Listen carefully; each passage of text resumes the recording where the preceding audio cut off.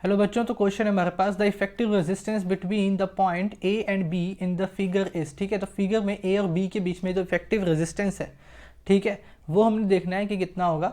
Okay, तो देखो, अगर मैं ए और बी की बात करूँ, यानी कि इस पॉइंट की बात करूँ, ये पॉइंट है, ठीक है, तो इस पॉइंट से अगर मैं करंट भेजता हूँ तो करंट मेरा दो रास्तों से जा सकता है, एक ऐसे और एक ऐसे जाएगा, ठीक है, और एक डायरेक्ट जा सकता है, ठीक है।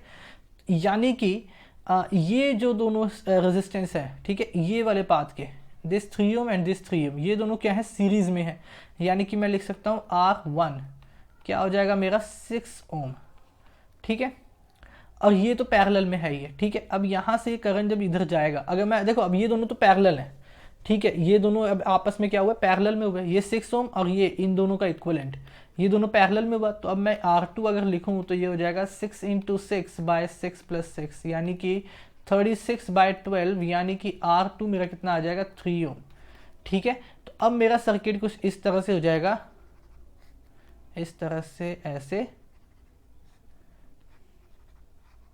ठीक है, ये हो जाएगा हमारा सर्किट ACB। और ये रेजिस्टेंस कितना है 3 ओम का, ये भी 3 ओम का एंड ये भी 3 ओम का, ठीक है। अब मुझे ए और बी के बीच में चाहिए, यानी कि अब फिर से मेरे पास दो पाथ हैं जाने, ए से बी तक जाने के लिए, एक है डायरेक्ट पाथ एंड ये है एक पाथ है जो कि मैं सी से होकर जाऊंगा, ठीक है। अब इस पाथ की रेजिस्टेंस क्या होगी, इक्विवेलेंट रेजिस्टेंस, यानी R3 क्या हो जाएगा 6 ओम, ठीक है, एंड ये पाथ तो है।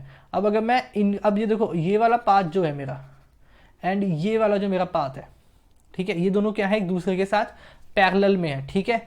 तो अब अगर मैं इक्विवेलेंट रेजिस्टेंस लिखूं तो R इक्विवेलेंट ये क्या है, मेरा नेट है, ये किसके इक्वल हो जाएगा 6 × 3/6 + 3, यानी कि 18/9 ओम, ठीक है, यानी ये आ जाएगा 2 ओम, ठीक है। तो ऑप्शन बी हमारा करेक्ट होगा।